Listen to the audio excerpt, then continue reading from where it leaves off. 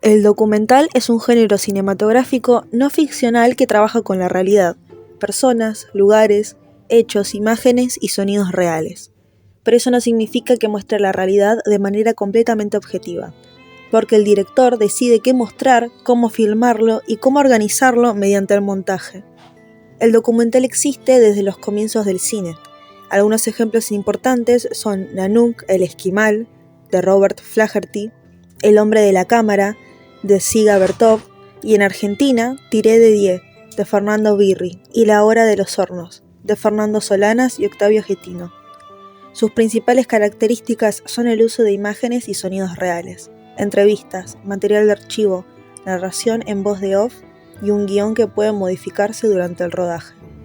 Además, el documental puede servir para informar, educar, preservar la memoria, denunciar injusticias y generar reflexión. Según Bill Nichols, los documentales podían ser expositivos, donde una voz en off explica los hechos, participativos, donde el director se involucra mediante entrevistas o intervenciones, reflexivos, donde se muestra cómo se hace el documental y desafía la idea de la objetividad, performativos, donde se centra la experiencia y la subjetividad, o poéticos, donde se centra la estética, el ritmo y las acciones visuales antes que en la narrativa tradicional. También pueden ser clasificados según la temática. Pueden ser históricos, políticos, científicos, de autor. Los presupuestos para el documental suelen ser muy bajos, con equipos chicos y financiados por fondos públicos, universidades, instituciones culturales u organizaciones sociales. Como los hechos reales son impredecibles, suele suceder que el relato termina por construirse en edición, y una vez terminados, se presentan en festivales especializados antes de ser publicados. Las características principales del cine biográfico incluyen un guión estructurado como cualquier película de ficción, actuaciones interpretativas, ambientaciones históricas cuidadosamente diseñadas y una fuerte construcción emocional destinada a generar empatía con el protagonista. El proceso de casting resulta especialmente importante, ya que los actores deben representar personajes reales, muchas veces recurriendo a caracterizaciones complejas. En definitiva, tanto el documental como el cine biográfico se apoyan en hechos reales, pero persiguen objetivos diferentes. El documental busca registrar, analizar o interpretar la realidad mediante testimonios, imágenes auténticas y material de archivo, aceptando que toda representación implica una mirada subjetiva. El biopic, en cambio, pretende contar cinematográficamente la vida de una persona real mediante una recreación dramática basada en investigaciones históricas.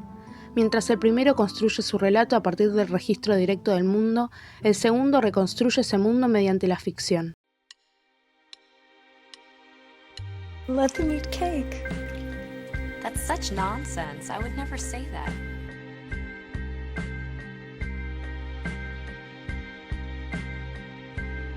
El cine biográfico, también conocido como biopic, es un género cinematográfico que dramatiza la vida de una persona real. A diferencia del documental, el biopic reconstruye la historia mediante los recursos propios de la ficción: actores, guión, escenografía, vestuario y puesta en escena. Generalmente se centra en personajes históricos, políticos, científicos, artistas, deportistas o celebridades, narrando los acontecimientos más importantes de su vida, un periodo especialmente significativo. Se basa en hechos reales, en una investigación previa. La historia se presenta de forma dramatizada, por lo que no pretende mostrar la realidad tal como ocurrió, sino interpretarla y convertirla en un relato cinematográfico. Un ejemplo es la película María Antonieta de Sofía Coppola, en la que la directora retrata una mirada distinta al recordar lo que muchos olvidan, a una adolescente aislada intentando adaptarse a un país desconocido, construyendo así un relato íntimo centrado en la soledad, la juventud y la identidad de la protagonista.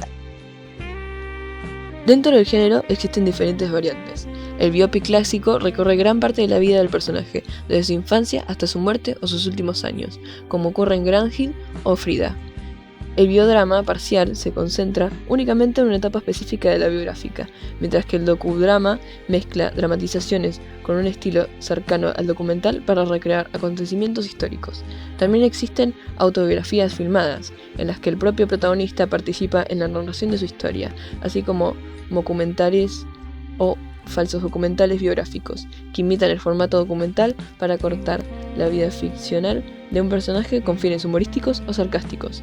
Además, algunos biopics se combinan con otros géneros, como el musical, dando lugar a películas como Evita o Walk the Line.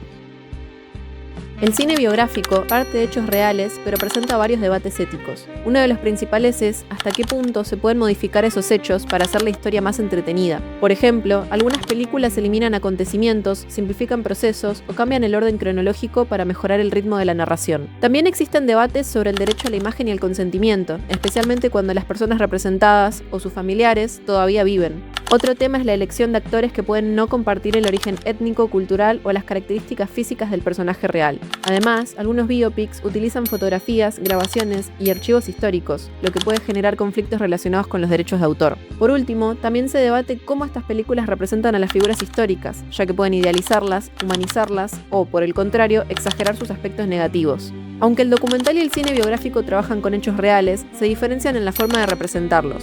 El documental utiliza entrevistas, testimonios e imágenes de archivo para mostrar la realidad de una manera más directa. En cambio, el biopic reconstruye esa realidad mediante actores, guiones y dramatizaciones, buscando desarrollar una historia atractiva y generar una conexión emocional con el espectador.